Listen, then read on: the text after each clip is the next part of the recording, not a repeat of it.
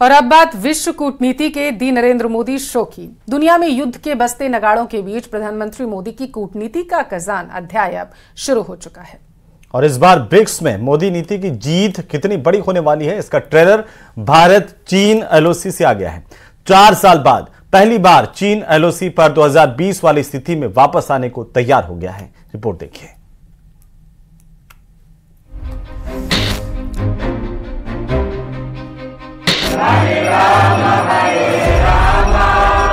स्वागतम शुभ स्वागतम अथ स्वागतम शुभ स्वागतम।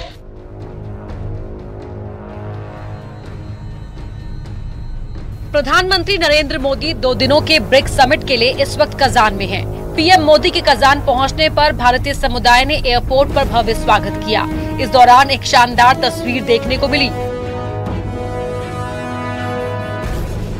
जब मोदी ब्रिक्स सम्मेलन के लिए रूस पहुंचे तो रूस के लोगों ने हिंदी में कृष्ण भजन गाकर प्रधानमंत्री का स्वागत किया।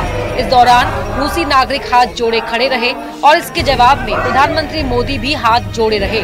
रूस के नागरिकों ने उनका हिंदी में अभिवादन किया और भारत माता की जय के नारे भी लगे। पीएम मोदी कल समिट में शामिल होंगे, लेकिन इससे पहले उन्होंने कजान में रूस के राष्ट्रपति व्लादिमीर पुतिन से मुलाकात की। कजान पहुंचे प्रधानमंत्री नरेंद्र मोदी का स्वागत खुद राष्ट्रपति पुतिन ने किया। दोनों ही बेहद गर्मजोशी के साथ मिले। पीएम मोदी और पुतिन की मुलाकात में गर्मजोशी का स्तर क्या था, ये बात दुनिया इस वीडियो से समझ सकती है कि जहां राष्ट्रपति पुतिन ने कहा कि हमारे रिश्ते ऐसे हैं कि हमें किसी अनुवादक की जरूरत नहीं है, और राष्ट्रपति पुतिन की बात पर प्रधानमंत्री ठहाका लगाकर हंस पड़े।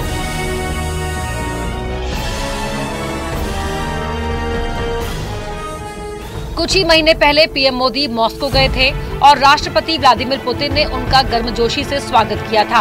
और अब कजान में भी पुतिन और पीएम मोदी की दोस्ती देखने को मिली। पुतिन ने कहा भारत और रूस के संबंध काफी पुराने हैं। प्रधानमंत्री मोदी ने भी राष्ट्रपति पुतिन से रूस यूक्रेन युद्ध की बात भी की। पुतिन के सामने दुनिया को रूस यूक्रेन युद्ध पर स्पष्ट संकेत देते हुए कहा कि जंग किसी भी समस्या का हल नहीं है, बातचीत के जरिए ही किसी भी मुद्दे को हल किया जा सकता है।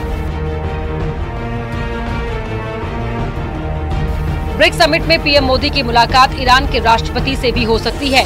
यानी इस वक्त भारत दुनिया का इकलौता देश है जो दुनिया में युद्ध के बजते नगाड़ों के बीच शांति दूत की भूमिका निभा रहा है, और भारत के उन सभी देशों से अच्छे रिश्ते हैं जो युद्ध के मैदान में जंग लड़ रहे हैं। अटकलें हैं कि पीएम मोदी की ब्रिक्स समिट के इतर चीन के राष्ट्रपति शी जिनपिंग से मुलाकात हो सकती है। हालांकि दोनों ही देशों की ओर से ऐसी किसी मुलाकात को लेकर औपचारिक तौर पर कुछ नहीं कहा गया, लेकिन इससे पहले ही एलएसी को लेकर चीन ने यू टर्न लिया है।